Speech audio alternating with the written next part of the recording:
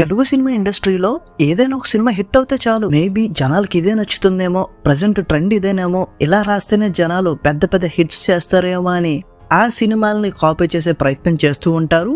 ఆ క్రమంలో కొన్ని సినిమాలు సేఫ్ అయిపోతే మరికొన్ని సినిమాలు మాత్రం పెద్ద బొక్కడిపోద్ది.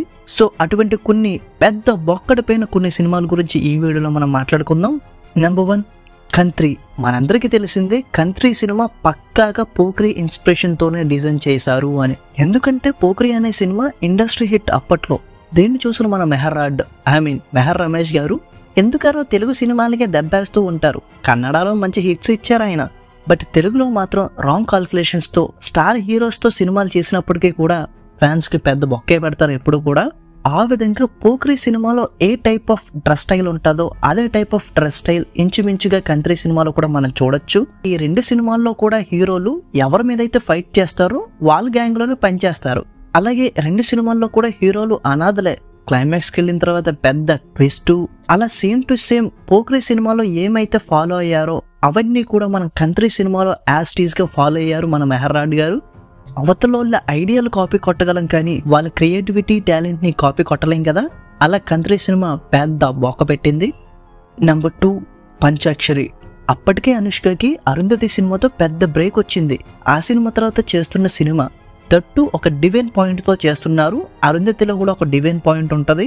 సో ఆబ్వియస్ గా అరుంధతి సినిమాని చూసిన తర్వాత అటువంటి కథలే అనుష్కకి చెప్పాలని ట్రై చేస్తూ ఉంటారు. ఆ విధంగా వచ్చిన సినిమాయే ఈ పంచాక్షరి. అరుంధతి సినిమాలో హీరోయిన్ డబుల్ క్యారెక్టర్ ప్లే చేసింది.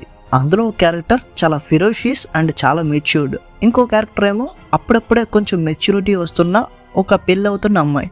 వాళ్ళిద్దరి మధ్య ఒక స్ట్రాంగ్ కనెక్షన్, ఆ ఊరికి ఒక ప్రాబ్లం, ఆ ప్రాబ్లమ్ ని ఆ సెకండ్ క్యారెక్టర్ సాల్వ్ చేయాలి. సేమ్ ఇదే ప్యాటర్న్ మనకి పంచాక్షరిలో కనపడుతుంది. సేమ్ అందులో కూడా డబల్స్ ఉంటారు. ఒక క్యారెక్టర్ ఏమో మెచ్యూర్డ్ ఉంటుంది అండ్ దేవుడు వాళ్తారు ఆవిడ మీద. ఆ క్యారెక్టర్ ఆ ఊరికి వెళ్ళిన తర్వాత కొన్ని ప్రాబ్లమ్స్ ఫేస్ చేయడం, అందులో కూడా ఒక డెవిల్ ఉంటుంది, డివైన్ పాయింట్ ఉంటుంది. సో ఏ విధంగా చూసుకున్నా కూడా అరుంధతిని కాపీ కొట్టే ప్రయత్నంలో పెద్ద బొక్క పెట్టుకున్నారు పంచాక్షరికి. నెంబర్ 3, అవతారం. సేమ్ కోడి రామకృష్ణ గారు తీసిన అమ్మోరు సినిమానే అవతారంగా తీసినట్టు నాకైతే అనిపిస్తుంది ప్రతిసారి కూడా. అఫ్ కోర్స్ రెండు సినిమాలు ఆయనే కాబట్టి కొన్ని సిమిలారిటీస్ ఉండడం సహజం. రెండు సినిమాల్లో కూడా హీరోయిన్స్ ఆర్ఫన్స్ అండ్ వాళ్ళ అత్తరింటికి వెళ్ళిన తర్వాత వాళ్ళ అత్తరింట్లో కొంతమంది మంచోళ్ళు కాదు, దానివల్ల హీరోయిన్ కష్టాలు పడుద్ది. అలాగే విలన్ హీరోయిన్ కోసం ట్రై చేస్తూ ఉంటాడు అండ్ దేవుడు ఆ అమ్మాయికి అప్పుడప్పుడు సహాయం చేస్తుంది. ఇక ఎండ్ ఆఫ్ ది డే అమ్మాయిని కష్టాలు పెట్టి లాస్ట్ కి దేవత వచ్చి ఆ అమ్మాయి ప్రాబ్లం సాల్వ్ చేసి తన బిడ్డని తనకి ఇచ్చేస్తుంది. ఒక డిఫరెంట్ గా కథ చెప్తే బాగుండేది. సేమ్ అదే కథని మళ్ళీ తిప్పి తీసినట్టు అనిపించడం వల్ల అండ్ ఎమోషన్స్ కూడా సరిగ్గా కరెక్ట్ కాలే, ఏదో తెచ్చిపెట్టినట్టు అనిపిస్తుంది ఆ సినిమా చూస్తున్నంత సేపు కూడా. అండ్ అప్పటికే అటువంటి స్టోరీలు చాలా చూసేసి ఈ సినిమాని అవుట్ రేటెడ్ గా రిజెక్ట్ చేశారు. నెంబర్ 4, కబ్జా. ఈ KGF సినిమా ఏ ముహూర్తాన్ని రిలీజ్ అయిందో ఇటువంటి సినిమాలు మాత్రమే జనాలు చూస్తారని కొంతమంది క్రియేటర్స్ ఫిక్స్ అయిపోయారు. అటువంటి సినిమాలే రాస్తున్నారు, అటువంటి ఫైట్స్ డిజైన్ చేస్తున్నారు, అటువంటి ఐడియాస్ తోనే జనాల చేత విపరీతంగా తిట్టించుకుంటున్నారు. ఈ కబ్జా సినిమా కూడా ఆ ఆణిముత్యాల్లో ఒకటే చెప్పాలి. కబ్జా సినిమా చూస్తే మీకే అర్థమైపోద్ది అసలు ఎలా కాపీ కొట్టారా అని. ప్రతి విభాగంలోనే ఏంటి KGF ని యాజ్ ఇట్ ఈజ్ దించేద్దామన్న ఐడియాతోనే ఈ సినిమాని అయితే తీశారు. యాక్చువల్లీ KGF సినిమాలో ఆ బ్లాక్ థీమ్ అనేది చాలా పెద్ద ప్లస్ పాయింట్. ఆ థీమ్ లో చెప్పడం వల్లే KGF సినిమాని ఒక మనకు గుర్తుండిపోయింది. బట్ కబ్జా సినిమాకి రాపోడికి ఆ బ్లాక్ థీమే అవసరం లేదు. ఏదో KGF సినిమాలో వాడారు, సక్సెస్ అయింది కాబట్టి అదే బ్లాక్ థీమ్ ని ఈ కబ్జా సినిమా కోసం కూడా యూజ్ చేశారు. ఇంకా తర్వాత మదర్ సెంటిమెంట్ కానీ, హీరో క్యారెక్టరైజేషన్ కానీ, విలన్స్ కానీ అండ్ సిచ్యువేషన్స్ కానీ ఇవన్నీ కూడా KGF నుంచి యాజ్ టీజ్ గా కాపీ కొట్టేశారు. KGF సినిమాలో న్యాచురల్ గా క్రియేట్ అయిన సిచ్యువేషన్స్ ని ఈ సినిమాలో బలవంతంగా కుక్కి అవసరం లేకపోయినా సరే కొన్ని ఫైట్ సీక్వెన్స్ల కోసం ఆ ఎమోషన్ ని తెచ్చి పెట్టుకుంటే ఇంకెక్కడ ఇంట్రెస్ట్ వస్తుంది జనాలకి.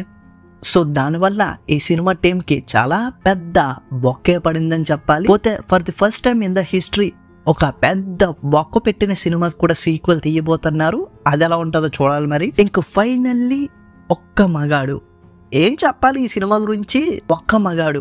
భారతీయుడు సినిమా రిలీజ్ అయ్యి హిట్ అయిన తర్వాత మేబీ అదే సినిమాని తీసేద్దాం, మనలో ఉన్న దేశభక్తిని జనాల నరాల్లోకి ఎక్కించేద్దామని ఈ డైరెక్టర్ ఫిక్స్ అయినట్టున్నాడు.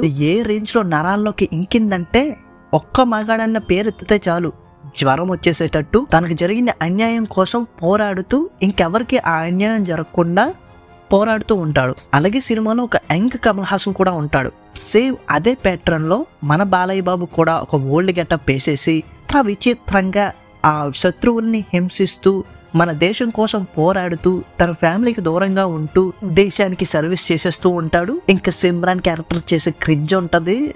దాని గురించి ఎంత తక్కువ మాట్లాడితే అంత మంచిది. అలా భారతీయుడు లాంటి ఒక క్లాసిక్ తీద్దాం అనుకుని ఒక్క మగాడు లాంటి రాడ్ని జనాలకి ఇచ్చిన వైవిఎస్ చౌదరికి కృతజ్ఞతలు. మీరు కనుక మా ఛానల్ని కొత్తగా చూస్తున్నట్టయితే ఒకసారి ఛానల్ని చెక్అవుట్ చేయండి. నచ్చితేనే సబ్స్క్రైబ్ చేసుకోండి.